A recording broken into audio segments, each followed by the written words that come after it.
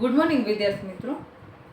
ઉમાશંકર જોશીની શ્રેષ્ઠ વાર્તાઓમાં અમુ ચમુ અને છેલ્લું છાણું આ બંને વાર્તા પછી હવે આપણે વાત કરીએ મારી ચંપાનો વર.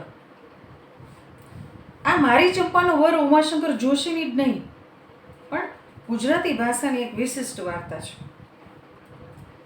એ મોરલ નીતિ નિરપેક્ષ આવી વાર્તા આ સદીના ચોથા દશકમાં ગુજરાતી ભાષામાં લખાઈ.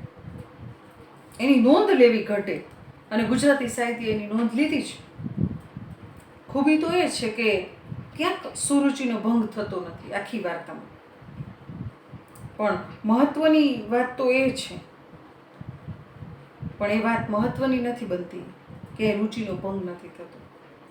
મહત્વ તો વાર્તાકારે જે રીતે પોતાની સામગ્રી સાથે આ વાર્તા તૈયાર કરી છે ને, એ વાર્તા પૂરું પાડવાનું કામ એને કર્યું છે ને, એ બહુ સુંદર કર્યું છે. આપણે વાર્તામાં જોઈ બહુ સરસ રીતે સુપેરે આ વાત રજૂ થઈ છે. વાર્તાકારે લક્ષ્મીના વૈધવ્ય જીવનની વાત, લક્ષ્મીના અપૂર્વ રૂપના સંદર્ભની વાત આલેખી છે. વાચકની સહાનુભૂતિ જીતી લે એવું પાત્ર છે. તો બાળ ચંપા પ્રત્યે લક્ષ્મીનું વલણ છે. હું લક્ષ્મી નથી, ચંપાની બા છું, એ ભાવ સાથે આત્મવિલોપન કરીને ઉછેરતી લક્ષ્મીને બતાવવામાં આવી છે. અને એની સાથે લક્ષ્મી પોતાની દીકરી માટે વર શોધે છે ત્યારે જાણે અજાણે પણ પોતાનો પસંદગીનો વર શોધે છે. પછી શું થાય છે એ આપણે આખી વાર્તામાં જોઈએ આખી વાર્તા. મારી ચંપાનો વર. મેં કહ્યું હતું ને કે પરંપરિત વાર્તાઓ છે ને સીધી શરૂ થાય. આ છેલ્લું છાણું છે, અમુ ચમુ છે, હજી પણ બીજી વાર્તાઓમાં આપણે પ્રવેશ કરીશું ત્યાં તમને ખ્યાલ આવશે. સીધી વાર્તા શરૂ થાય. લક્ષ્મી હજી તો કોઢભરી જિંદગીના ઉંબરે પગ માંડતી હતી ત્યાં જ એનું ભાગ્ય નંદવાયું. અચાનક જ એનો પતિ તાવથી પટકાઈ પડ્યો અને પૂરા 2 વર્ષ પણ નહીં માણેલું એનું લગ્ન જીવન સંકેલી લઈને ચાલતું થયું. આ લક્ષ્મી વાર્તા નાયિકા છે. એ તો કે એ 2 વર્ષની જિંદગીનું લગ્ન જીવન જીવી અને ત્યાં એનો પતિ મૃત્યુ પામે છે. લક્ષ્મી માટે આખી દુનિયા હતી ન હતી થઈ ગઈ. માત્ર ને માત્ર પોતાના હવે નિરર્થક થઈ ગયેલા પ્રફુલ્લ સૌંદર્યનું કૂંપણ જેવી 4 મહિનાની ચંપા અને મૃત્યુને તેડતા રોકતી હતી. નહીંતર પેલી લક્ષ્મીને એમ થાય કે હું મૃત્યુ મારા વર પછી હું મરી જાઉં. પણ આ બધું જ નિરર્થક લાગ્યું. શું કામ?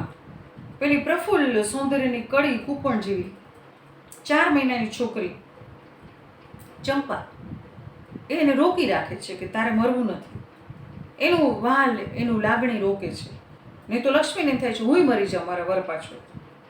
સૌ કોઈએ કહ્યું લક્ષ્મીનો વર સાવ ઊંધા કપાળનો, એના નસીબમાં લક્ષ્મીનું રૂપ માયું નહીં. આ મુવેલો ને નિંદી જીવતી ઘણીવાર લોકો પ્રશંસા અર્પતા. કોઈ વહેમ્યું મળી આવી અને કાનમાં કહી જતું, કોઈ દુશ્મને મૂઠ મારેલી, નહીં તો તારા વરને ક્યાં નખવાય રોગ હતો. એના સુખની કેટલાય લોકો અદેખાઈ કરતા. આ લક્ષ્મી બહુ સુંદર, એનો પતિ પણ સરસ ને આવી સરસ છોકરી. એટલે ઘણા લોકો આવીને એના કાનમાં કેટલું કહી જતા. એક તો તારું રૂપ આટલું સરસ છે, તારું રૂપ માયું ને, એના કપાળે નો ઊંધો હતો, વળી કોકે એને કોકે મૂઠ મારેતી, કોઈ દુશ્મને એવું કરેલું હશે એટલે જ તારો વર મર્યો. નહીં તો તારા વરના પેલા નખવાય રોગ નહોતો. ગમે તેમ હોય પણ એટલી વાત તો 100 વાતની સાચી હતી કે લક્ષ્મી વરવાળી થઈ તે પહેલાં ગામનું સૌ કોઈ નાનું મોટું પોતાની યોગ્યતાઓનો વિચાર પણ કરવા રોકાયા વિના જાણે લક્ષ્મીના વર થવા માટે તૈયાર હોય ને એમ એવું વાતાવરણ હતું. લક્ષ્મી વિધવા તો થઈ પણ સાચી વાત તો એ હતી કે એ પછી તો હર કોઈ લોકોને એમ થાય કે અમે લક્ષ્મીના વર હોત તો. એવું એક વાતાવરણ રચાયું. એમાં વાંક કોઈનો ન હતો. વાંક હતો માત્ર ને માત્ર લક્ષ્મીના સોનેરી જાંયવાળા ભરપૂર વાળનો, આંખના શાંત તોફાનનો અને જ્વલ્લે જ ફરકતા પણ તેથી પણ બે દુર્દમ્ય ઉત્પાત મચાવતા સ્મિતનું. લક્ષ્મી એટલી સુંદર હતી, એટલા સરસ મજાના વાળ હતા, એટલા સરસ મજાની એની આંખો હતી અને એટલી જ એની સરસ મજાની સ્મિત કરવાની સ્ટાઇલ હતી. અને એમ છતાંય એનો કમનસીબ પતિ કટાણે ખસી ચૂક્યો. પેલા ભરચક હરિયાળા લહેરાડા વાળ એને મળ્યા હતા તે દિવસથી એ જ વાળ એકે એક લટ અનેક નિરાશા હૃદયોને ફાંસીની યાતના પામીને ખલાસ કરી નાખે ને એવી થઈ ગઈ. આ લક્ષ્મીનું અચાનક 2 વર્ષમાં વિધવા થવું કેટલા લોકોને મનમાં નિરાશ કરી ગઈ. પણ ભૂંડાથી પોતાનાથી જીરવાયું નહીં અને આજે એ વાળ ફળાવ ઝાડની ઉપરથી નમૂડીની વેલ સૂલની પીખી નાખે ફેંકી દે એમ લક્ષ્મીના માથા પરથી ઉતારીને ફગવી દેવામાં આવ્યા. એના હાથથી પણ કંકણ દૂર થયા અને પહેલાં એ જ હાથ પર એ જ કંકણ જરીકે રણકી જતા તો મોટા 2 આકાશથી ગોળા જાણે કે અફડાયા ન હોય એવા માણસોના હૃદય આમ બુંબારવ કરતા. એવી લક્ષ્મી સરસ હતી કે આજેના વાળ એના કંગન આ બધું જ નીકળી ગયું સૌભાગ્યના પ્રતીક સમય. પણ એ બધું જ સમેટાઈ ગયું. કોઈને કુતૂહલ પણ થતું કે આવી લક્ષ્મીને વૈધવ્ય શે જીરવાશે? શું એ વિધવાપણું જીરવી શકશે? તો વળી નારી જગતનું કોઈ પીછાણદાર પ્રાણી વૈધવ્યને સહ્ય કરવા ઈલાજો પણ બતાવતું. લક્ષ્મીને પઢાવી દેવામાં તલપાપડ થઈ જતું. કોઈ સમદર્દી વિધવાથી લક્ષ્મીનો શોક સહ્યો ન જતો. તે આમ ઘેંસ છાસ કરીશ તો તું ભલે ને મરે પણ સાથે સાથે આ છોડીનું શું પાપ કર્યું છે? બરોબર? એટલે ઘણા લોકો એને સમજાવતા તું કઈ રીતે જીવ. ઘણા લોકો એને ચડાવવા આવતા. તો ઘણા લોકો એમ પણ કહેતા તું આટલી બધી સરસ રીતે જીવવાવાળી સ્ત્રી હતી, આ શોક મૂકી દે, આ છોકરી કેવી રીતે જીવશે તારા વગર? હવે લક્ષ્મીનો શોક એમ કે સહ્યો ન જતો સમદર્દી વિધવાથી. અને ઘણા લોકો આવું પણ કહેવા આવતા આ છોડીએ શું પાપ કર્યું છે? તું એના માટે જીવ. તું જ કંઈ નવાઈની રાંડી છે.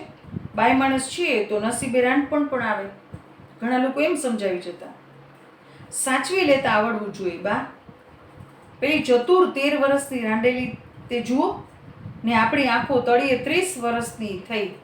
કેમ ગંગાબેન બોલતા નથી?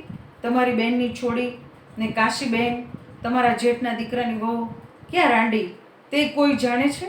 જરી સમય પ્રમાણે વર્તી લેવાનું. બા આપણે તો એટલું જ સમજીએ.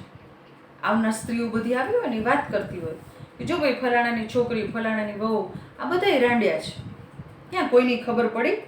બસ આપણે તો સમય સમજી લેવાનું, એ પ્રમાણે વર્તી લેવાનું. ને હે દુઃખ તો સૌને છે હો, કોને નથી? એવા તન્માય ઘણીઓ નરક જેટલી આપદા ભોગવે છે ને કોઈ રાંડી ખડી વળી સુખથી આખું પૂરું કરતી આપણે ક્યાં નથી જોતા? ઘણા લોકો આખી જિંદગી વિધવા થયા પછી દુઃખમાં કાઢે. તો ઘણા લોકો છે સુખે પણ પોતાનો એ વિધવાપણું વિતાવે છે. હવે પંચાત મૂકશો?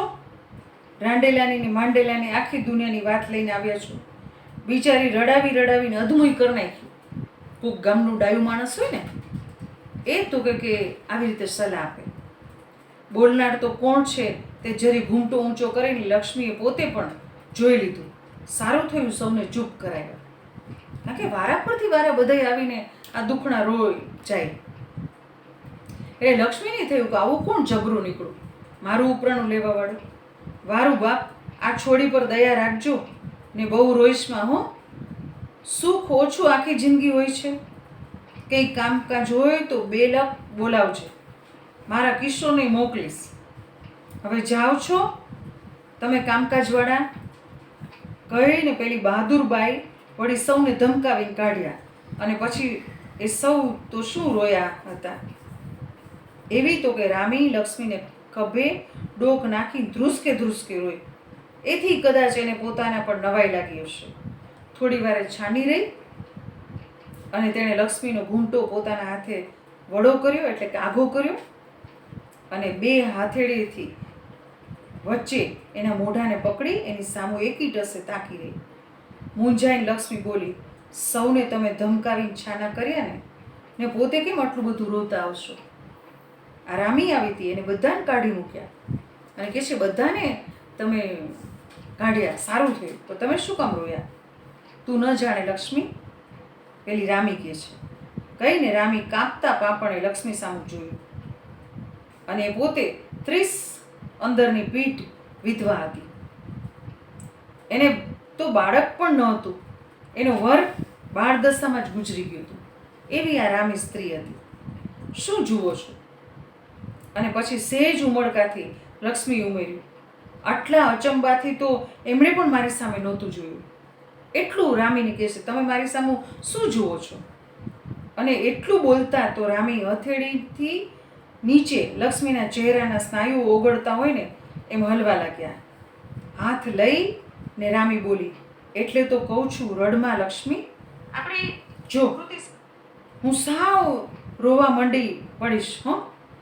અને પછી પાલવથી લક્ષ્મીના આંસુ લૂંટતા લૂંટતા એકદમ આ રામી બોલી, એકદમ પુરુષના જેવો જ અવાજ કરીને બોલી, વિધવાની ગત વિધવા જાણે. તારે તો હજી એકલા જીવવું છે ને, અને મેં તો એવું કેટલું જીવી નાખ્યું.